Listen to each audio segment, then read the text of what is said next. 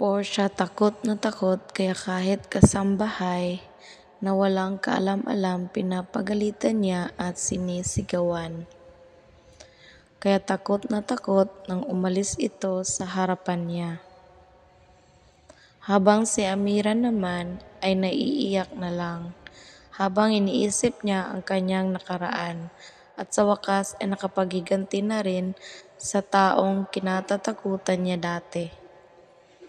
Pero di niya pa rin malimutan kahit na ito'y patay na. Bumabalik-balik pa rin ito sa kanyang nakaraan. Ang sakit at kirot na kahit kailan di mawawala. Ang sakit at kirot at patuloy na nagpapaalala sa kanyang madilim na pinagmulan na kasindak-sindak.